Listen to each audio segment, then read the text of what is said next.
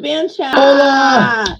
I'm Bonnie, lead singer for Innocence Torn, and this is James Freeman. I'd like to introduce you guys. James, by the way, is the guitarist for Innocence Torn, just putting it out there. But we'd like to introduce you to a really special guest tonight. Cory Angelico. From Khaos Ordinance out of Chicago, y'all. Say hi, Cory. What up, everybody? How you doing? Good. Thank you so much for joining us tonight, man. How are you? Not a problem. I'm doing well. Yeah? Definitely excited to be here with you guys. Oh, we're so happy to have you. So let's talk about, what the expectation of being in a band is like versus what it's really like. So you poor guys, and I felt so bad. I laughed, but it wasn't funny. So recently, we've all been there where you don't have any expectations. Idea. You travel hundreds or sometimes thousands of miles to get there, and it's a closet that you're playing in. So we're going to show a picture. These poor guys wound up, entering a venue, and the stage wasn't exactly as probably proposed. I don't know that, but we've all been there. You poor guys, I just feel so bad. Can you please tell us what happened? Are you you're implying the meme I posted? As to the picture you guys posted online. Yeah, that actually wasn't us, but let me tell you, we played quite a few stages like that. I've played an Elks Lodge where the stage was connected to the back door, so people had to walk past me while they were leaving the building. It was really awkward. We've played places where the stage was in front of the bathroom, so people had to walk by us to go to the bathroom while you're performing. It's been some pretty hole in the wall places. I'm sure you guys seen plenty up there in California, right? Well, we're in actually Vancouver, Washington, but we do a lot of traveling. And what I found, and a lot in California and whatnot. Yeah, and, what I found so Eastern relatable Washington. about this is we've actually played stages where if you took a step down off the stage, you were literally in the bathroom. You can hear the toilet flush over my microphone. That's kind of where I'm at. It's so I think bathroom. People really think that when you travel that you just get the best accommodations and you have the best stages, but the truth is we really don't even know, because I think when we book ourselves, we kind of look at the pictures on Google and we're like, oh, well, that would be cool, and then we get there and we're like, it's a fucking carpet. Right, it's fucking murder. A lot of the times when I booked recently, because of a lot of that kind of behavior from promoters, and if you do Google an image, you never know what you're really going to find. But I'll have the promoter do a walkthrough. I'll be like, can you do a walkthrough with your phone? So I have the expectations of what I'm getting myself into. And that has helped substantially. Well, it's kind of not to mention things, Funhouse, the bathroom, co-ed bathrooms, Bathroom. Yeah, I mean, because what can go wrong there? I mean, nothing at all. I'm not even joking. And what I find really funny is this is a universal problem. It's not like just one band or another. I think we've all been through it. So I'm getting dressed in the bathroom in Seattle, and I've got to have other people help me up into a corset. It's not like I can do it myself. And just as we're lifting up and she's got her hand straight down my shirt and we're trying to buckle the shit, all of a sudden a dude next to me stands up and it's like, nice top. Nothing to see here. I want to know, is it fans or bandmates? But I got to give them mad props when I see the band sticker and it's right in the shooting zone of the urinal. And are they wearing protective gloves? Are they licking the back and sticking it up? I'm astounded by it and impressed. I don't know if I'm the only one that's noticed this, but I've actually started raw dogging it, man. The band stickers in the bathroom or something. Raw dogging it, no protection. Sure. We're out here just slapping them in there. Yeah. I mean, is that a target? Is that what we're shooting for? I don't know. So, we used to play a place called the Looney Bin. We actually have our sticker in their urinal at one point, and my guitarist Sean at the time went in there and peed on it for promotion. Yes. You can see that on our TikTok if you guys. That's awesome. So tell me a little bit about Khaos Ordinance. You guys are hilarious. Your posts are funny. You guys are really engaging when it comes to your fans. You guys made a serious impression on me personally. I'm the one that's actually following you. And part of that is because you're not really status quo. You guys you have great, like a great sense of humor. You seem to understand yourselves in a way that's really respectful and yet really fun. Like it's almost like you take this industry really seriously, but not yourselves. And there's something really engaging There's online something about that. badass about Yeah. that.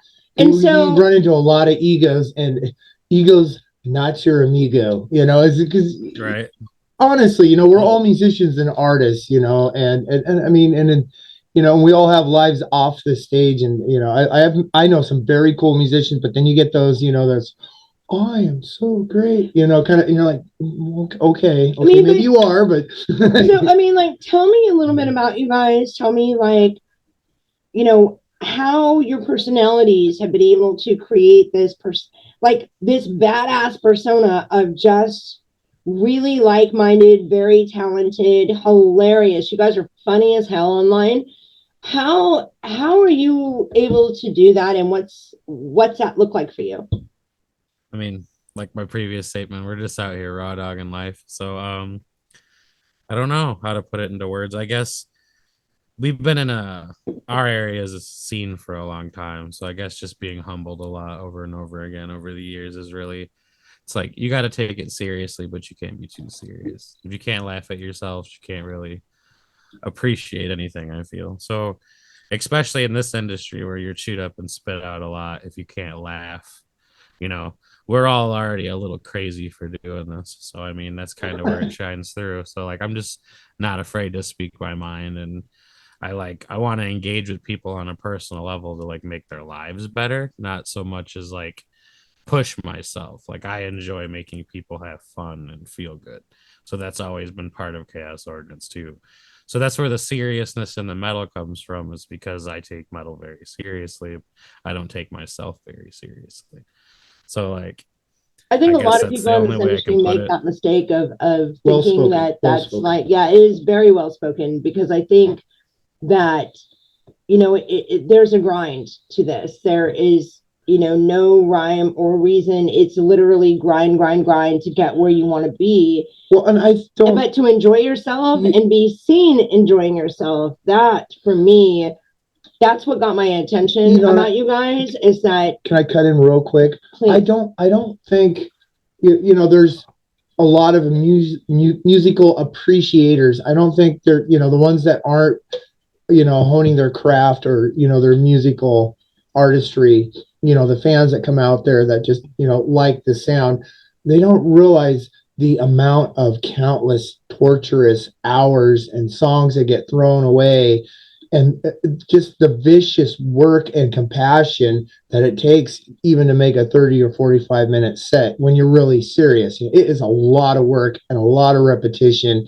and a lot of personalities and a lot of background stuff for every band. It's a very, very challenging scenario on many levels, So tell us how long you've been doing this, and then what James is saying, like what that looks like for you, because we've been discussing over the last couple of episodes about the commitment, about the time it takes, what actually putting your time and money and energy into a band really looks like. And it's really exciting to me to hear different perspectives of that.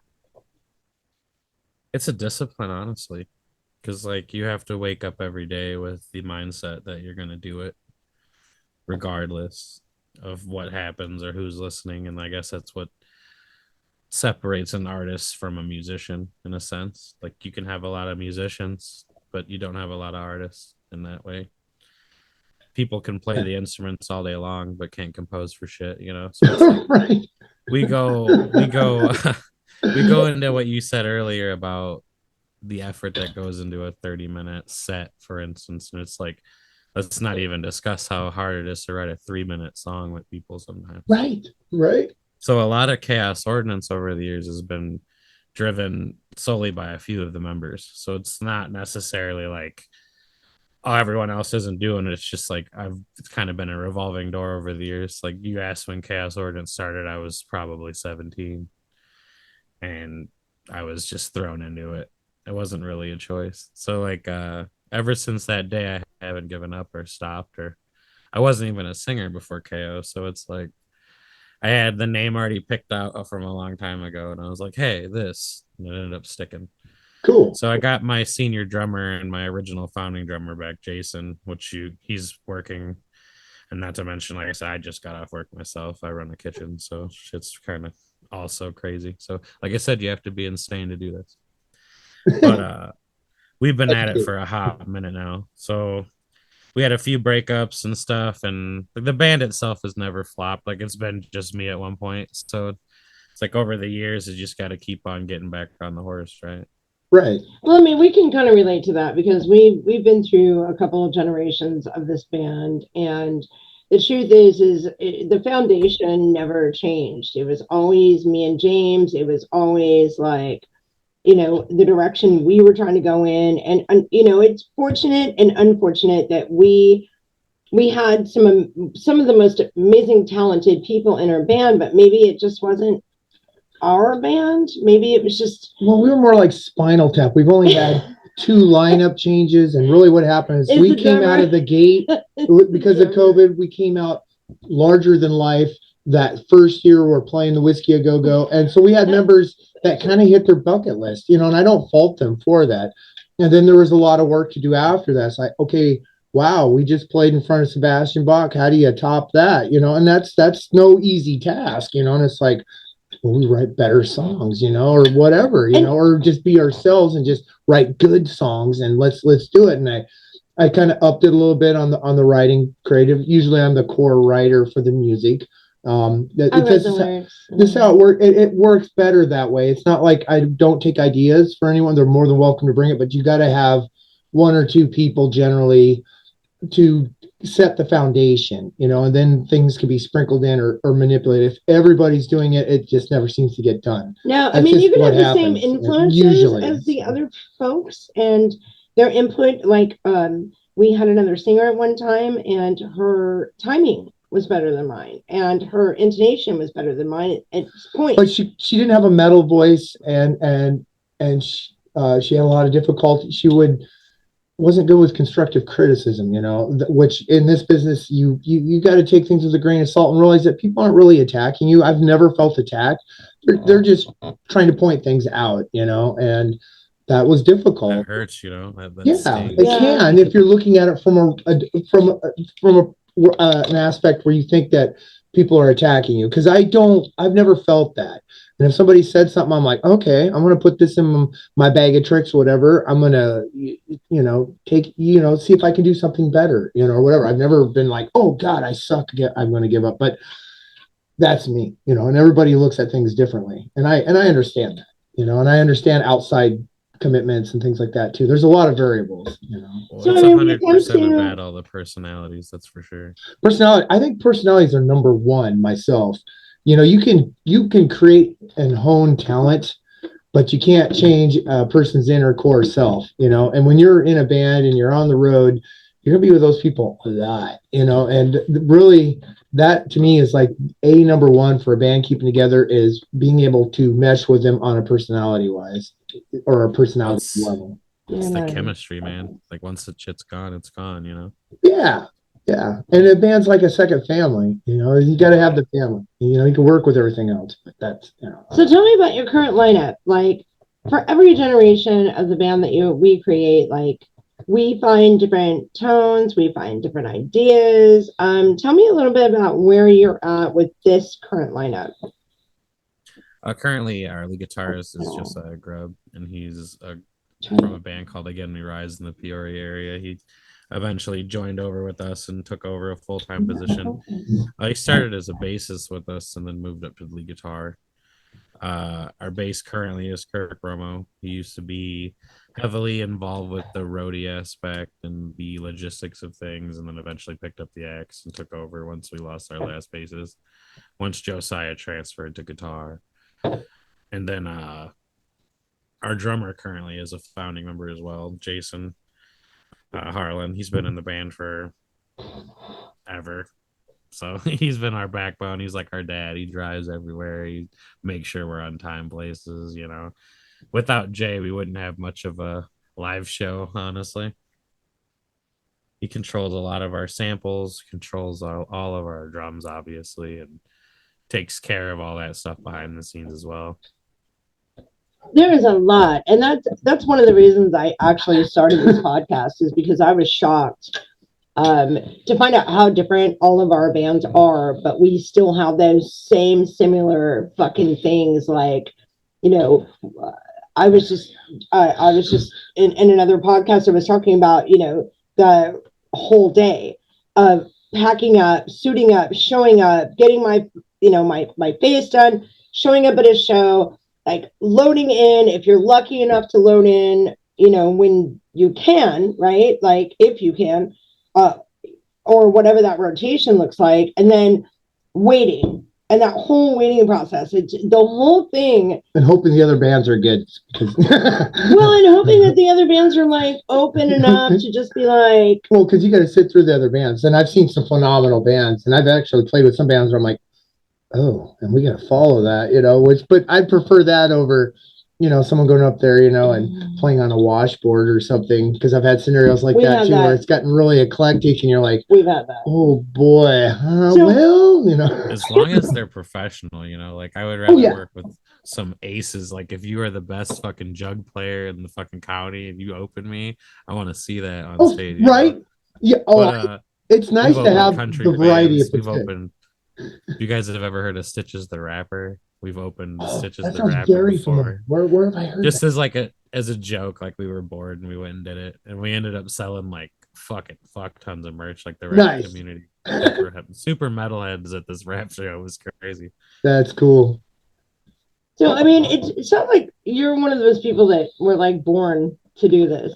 Like, so there's a passion behind what you're doing, clearly, as well as a few other of your members that I've kind of been following a little bit too. You guys have the one thing I think that I can see dramatically about your band is that you guys just get it. You just get it. You're one of the few bands I think I've actually never had the opportunity to see, and I'm really sorry about that. We just don't live in your area, but you can come here anytime you want to. Well, we can go to Chicago too. So you guys definitely caught my eye, because it was like, wow, man, these guys really, you guys are talented.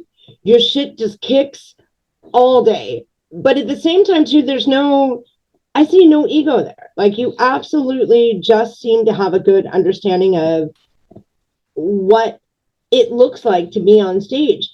Is that a product of your environment? Like, what is the Chicago area metal scene like? I mean, you probably have a lot of competition. And I mean, are you guys willing to travel? Because I can see some great opportunities in Pacific Northwest for you. Truth. Well, as far as logistics go, like I said, a lot of us are just like fucking in our 30s and working full-time jobs and holding down houses and stuff. So we're working on getting our wings stretched out that direction more if we can. And as far as you not coming to see us, like there's a couple thousand miles in between us, you know, so like I understand definitely, but like obviously if you guys come out here, we're more than happy to have you around. Shit. You as well. Influences in our area is like you said, Chicago, there's 1,000 of us, so it's like everybody's out here, and we just never look at it like a competition. Right. That's the way it is here too, believe it or not. It's super like, hey, me and you are both doing the same thing. Let's do it together. And it's like networking. Always been like that. A lot of inspirational vocalists in my area. Like, so we play the Rockford scene too, which is upper Chicago-ish, kind of past Chicago. We have a pretty good following there, but there's a lot of heavy talent in those areas. Like, we play with Trust and the Serpent and stuff out of Chicago, Aether Aura. A lot of those bands, Extraction Point, they're all super serious musicians. Like, just, I could say samurais of metal almost. Like, they're just ready to ride for their team and put on the best stage performance they can. And like I said, I myself was a martial artist too a long time ago. So, I mean, I still practice somewhat, but not the same. So I put a lot of that discipline into our frontal assault. It's more of a, like, it's war games to me when I'm out here on the road, you know? Cool. So I got off the phone last night, super late, with a national act friend of mine that's coming this way. And he was talking to me about a place that's like 1.5 miles from my house, right? But he didn't know, he thought it was in Portland, right? And I'm like, oh, you mean Chris? Oh, you mean this person? Oh, you mean this person? Oh, I'll just call them on the phone. And he was like, was he talking about heavy metal brewing? He was talking about heavy metal brewing. And great. I'm like, why I found that really funny is because I don't think that people understand the connections that we have here in the Pacific Northwest. We are literally not competitive. I'm sure this industry used to be back in the 80s and 90s, and now it's not. Like now it is competitive. Don't take me wrong, but I wouldn't say it's competitive. It's a huge. I grew up at with Metal Church and those up in the San Juans, and it was always that way. Everyone's always been trying to Metal Church. Did you go there? Yeah, I know Steve Unger's. Steve Unger's a good friend of ours, and he's not competitive at all. That's what I was saying. There's never really been a competitive. It's always kind of been that in the metal scene since forever. I don't want to show my age, but I've gone through generations of metal, and it's always been kind of an underground thing that took center stage, surprisingly. But it's always been a family, it's like if you're metal, and everyone's always kind of taking it. You look at the big bands like Motley Crue and all those guys, they all interchange through each other's bands, help Rat, Wasp, they were all in each other's bands, LA Guns, on and on and on. Not one member wasn't in like fucking 10 or 12 other bands, so it's not really any different. It's just some have been lucky enough or haven't given up, probably is the biggest thing. They just suffered a little bit more and kept rocking, because that's been like our claim to fame is, who's going to not give up and eat crap or, eat that bologna sandwich or go on the road and suffer and have the flat tire, and even Kiss, they went through some, they were eating cans of beans and stuff, you just, it's not handed to you. You gotta work for it, so. I've said that before, like you sacrifice for your peanut art, butter man. and jelly. Now you're talking, you might as well be sipping some champagne. I mean, you're in a band. I mean, you might get the peanut butter, but then that jelly's like $4 for a bottle, and you got to feed the whole band on that. That's a single meal. not even to mention, like, a lot of venues have been suffering because, like, I myself work at a bar and grill, so it's like a lot of us have been suffering from the COVID shit that's still lingering. Plate of food that used to be $11 is now $17. Inflation is crap. When you take your already broke team of musicians out to a bar and they all drop $45 and then they're fucked for the week, it's like, it's sad. So like we started packing lunches, we started bringing drinks, we mom and dad, the whole band thing. Say my girlfriend Ashley takes care of all of us, like, the band mom, and she runs our merch stand and stuff, so she takes care of us. And that's cool. That's cool. And that's smart. I was just saying about how, and that's funny that you bring anywhere that up. You can cut costs. That's because brilliant. We were just talking about, and that was part of my conversation with the gentleman I'm talking about, was you don't understand, bro. Like the person you're talking about, his girlfriend's our merch girl. Like we have 2 merch girls. Like it takes a full village to literally get us through a show. It's not just us. We have other people that come in, help us set up, because sometimes especially on the bigger shows, because you got to get in and out so quick, or we've had people going, oh, you're showing off. What do you need guitar techs and stuff? And it's we need guitar techs. It's because we don't have time. It's really a time thing. It's because I got to get X amount of stuff up, set, and tuned, and not fuck the other band after or before us. It's not really a I'm cooler than you thing. It's more of a respect thing. Get our shit up, do our thing, and get out of the way so the next band can have their time. That's what it's about, and make it work good. Or like you said, other people have day jobs or whatever, so their ass is kicked. We need that extra help to get the shit set up. Because for us, anyways, when we do shows and we're traveling and we're hitting 5 or 6 shows, it kicks your ass. At least mine. So. Well, and we're a little bit older than you too. Just putting it out there. I mean, you guys like 20. That's obvious, but at the same time too, I'm 11. I don't know what she's talking about. I'm working on like the 20th anniversary. She's robbing the cradle with me. I'm not gonna lie. I love my grandma. Gammy. I'm just kidding. I'm kidding. So okay, I'm older. You guys have clearly been out on the road. You've done some stuff, junking things. Like what's that look like on your side? Like because here in the Pacific Northwest, like we can go up and down the, I-5 corridor. the I-5 corridor, and clean up all day long. But I'm sure they have a setup there too. But I mean, you guys must have some. Although, from what I know about in Chicago, you got monster potholes. So, or you did, huh? Oh yeah. Yeah. No, they're potholes from hell. He knows what I'm talking about. Hey man, we're not even going to talk about the fucking bullets. All right? Yeah, but only the felons and whatnot have that, because don't most places in Chicago isn't it illegal to have firearms or whatever? You're funny. No, but we actually live about an hour and a half from Chicago in the middle of the cornfields, so it's a little more peaceful. I get it. Just like the village hidden in the corn, Are you a Cubs fan by chance? I've just never been a sports guy. Well, I don't know why. My whole family is. I've seen what the Cubs do, so I wouldn't be much of a sports fan. I'm just. No, you're right, bro. To me, I don't know. It's a bunch of. I don't know. It's all good. I love it, but I can't. It's just not my fucking ADHD brain. I've been to Bulls games. I've been to hockey games. I've been to baseball games. My whole family is obsessed with sports, and I'm like the literal black sheep. Like it's all good. Everyone's got their thing. I think that's what makes you a good metalhead. Like, and I can't pay attention. I'm sorry, but like when I go up, like when you go to a show, it's impossible for me to I'm bored within a few minutes.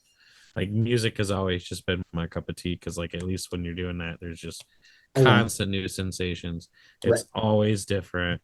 You're always dealing with something happening in the crowd. It's just it's almost my stimulant. It's I don't know. That's why music and metal is my favorite too. You would never catch me writing smooth jazz or something. It's just not energetic enough. I get it. I'm the same way. That's why I'm a lead guitarist. Because we got 10 minutes. No. I know. I think we need to do a part 2, because I love talking to this guy. So we have 10 minutes left. Do you get nervous before you go on stage? No. He's like me. Yeah, I don't either. How about that versus being in the recording studio when you know you're being recorded? Is there a nervous tension there? No. I know it sounds cliche, but I like to switch. I can switch on stage. It's weird to think like that, but I have my persona. And I get it. Into it, and and that's the thing about it is I made it a long time ago. Don't get me fucking wrong. I'm not trying to be cocky by any means. My first gig, I didn't eat the whole day. I took 15 fucking ibuprofens, and then I threw up on my drummer's wife. So I want to say I got it all out that night, bro. It's called bulimia. No, I'm kidding. The bulimic pie eating contest, I win every time. No, fucking I want to say I got a lot out of my system. We were able to play a few bigger gigs. We opened Shadows Fall and Soil and stuff. Oh yeah. A few bigger bands earlier in our career, and I was forced in front of a lot of people. Right. So I take my banter and my crowd interaction super seriously, because that's why you're there. Right. I can't handle a show where there's no stagemanship at all, Right. So it's if you can't talk to them, how are you going to make music for them, in my eyes, So I want to say, just from trial by fire, that's been knocked completely the fuck out of me. I'm not cocky. It's just been knocked out of me. There's been some situations. We should do a part 2. Well, let's if you see if they got anything they want to plug and stuff too. Well, so that's thank you. I have to cut that out of the video, but I appreciate you. I was going to do that. Oh, so you're welcome. I'm the one who has to edit our videos, so now I got to cut all that out. Thank you. I actually think I want to do a part 2 with you, because you're really enlightening. I think that you're speaking about things that and I feel like we've only scratched the surface of real band life. That's why we started this podcast. It's not because we just want to hang out and talk to other rock stars across the United States. Literally, but we do. We live. Yeah, we do. We do. But we live a very similar life, and it's really funny, the expectation and what people think that looks like, and what it really is, because it's a lot of hard work. It's a lot of money. It's a lot of time. It's very interesting and informative, because everyone that we interview and talk to, I always walk away learning or impressed by every single musician we talk to. Yeah. I always walk into it going, boy, I don't know what I'm going to say or this or that. And every time there's like not enough time just to cover everything, you know, it's always a lot of fun. So, I mean, so yeah, I really do want you to plug, you know, what you guys are doing, where you're going, shows, all of your shows, all of your, like if you got like all a your band socials, website. Yeah. And then maybe we should consider like a part 2, because we had a part 2 with Sean McKenna, and it was literally the best interview we ever did, and it was candid. It was really just us being us, and not having to like worry about like the band or like whatever. But what it was the same connection we're feeling with you right now. Like, we just feel like you're a band brother, bro. Like, we have this thing, and we've talked about it. You're very well versed. You come across, and you know, you're very professional, and you're well worded. But I can feel your inner smart ass. Don't think I don't see that, bro. I see it. Hey, now. There. It's there. I save that for my enemies. Ah, nice. So forgive my glasses here, but I'm going to see how much time we have. We have 5 minutes, so you are welcome to give me where you're going, what you're doing, and your socials. And then what I'm going to do is I'm going to send you a new thing, and we're going to keep going. Okay. Anyway, we released our Plague music video. It's still out there on the YouTube universe. Find all of our links on our link tree. Khaos Ordinance is currently on a little hiatus. We're chilling and working on new material that we're going to come out this summer. We're working on a couple of festival appearances we'll be mentioning soon, and working with a lot of the close homies. We've been really comfortable with the current lineup of friends we have, and we've been moving up and down through Iowa, Wisconsin, and Illinois as much as we can. Like an I-5. Yeah, I get it. So other than that, it's just been a lot of chilling and trying to rediscover who we are as musicians and what we want to do this summer. Because this spring, we're going to do a lot of looking inward and figuring out what we want to represent. Nice. So you guys have an EPK online? Yes, we have a self-titled album. Sorry, guys. Anyway, and our EP Ellipses. Oh, cool. Badass. And you guys are on Spotify as well? Yes, ma'am. Yes. Okay. So, thank you for joining us. I think what we're going to do, because you're so much fun, I'm actually going to send you a new link in 2 seconds. We're going to continue this conversation. And this is the first time we've actually done this, but I really feel like there's so much we have to talk about. And part of that really is the difference between, I think people think that the music industry is different from one side of the map to the other. And as I'm listening to you, I'm finding out that here in the Pacific Northwest, your experience really isn't much different than ours. It's really the same. We all like are different in our genres or our sound, but we are not really much different. Metal is metal. That's something that's always bothered me. Well, you know, if you're a rocker or you're a metalhead, you're a metalhead. Yeah, there's death metal, there's dark metal, there's black metal. You got your hard rockers and this and that, and it's always fucking kind of pissed me off, you know, because we should all be kind of taking. Can't we get along? Well, we should be, you know, and I see more of that going on now, but it's like, why did it take so long for that? You know, because we've always been musicians, you know, and the diversity actually is a good thing. Sorry. I think what you're describing is what we call the gatekeeping community. There are a lot of us omni-genre people out there. Like, for instance, I don't listen to any metal the day of my shows. Oh, there you go. I don't listen to any metal half the time I'm outside of metal community. It's like, it's weird. Like, no, I get it. It's strange, but like, I'm a metal musician and artist, but at heart, like, when I'm chilling, I'm listening to rap or lo-fi or something like that. But like, don't get me wrong, like, I'm a Full Chamber, Mudvayne baby, and all that shit. Oh yeah. It's just like my preferred cup of tea is usually some feel good ass music, you know. Right? No, I get it. I'll listen to anything from classical to jazz to blues to fuck, even if Taylor Swift has got something cool. If Taylor Swift is gonna go metal, I mean, I might have to actually spell her name correctly. I don't. Okay, I don't get her. That's enough plugging. But you know on who her. I do get? Who I do get, and she has done some metal, is Lady Gaga. And the reason why is because she's just so fucked off that her doing metal and getting like everything right, it just, I don't know. It's anyway. You got to think they're probably the same way. She like, probably Taylor Swift or Lady Gaga probably on the way to their studio blaring some like dying fetus or something. They're just like, truth. You know they are. Or like Miley Cyrus or like my job. We ended up having to build a set for Carrie Underwood and Willie Nelson out in Redmond my day job. And yeah. And she was singing metal songs and shit out in Redmond, Oregon. So who would have thought, So yeah, the thing is music's music. So, Mr. Cory, we are going to go ahead and end this segment. Stop! We're going to end this segment because we only have like 30 seconds left. So 1 minute and 14 seconds. Yes, you guys have got to check out Khaos Ordinance. Like, I know that our primary market is in the Pacific Northwest, but this is one of the reasons I'm doing this is because we want to be in your market. We need new blood. Done. We need new blood, and we want their blood. So I'm going to go ahead and stop the podcast at this point, and we're going to go. Yes, and we're going to hook you up with our booking agent. Yep. And we'll get you over here. You'll love it. Yeah, we're going to do it. So give me 5 seconds. I'm going to send you a new link, and we're going to go to part 2.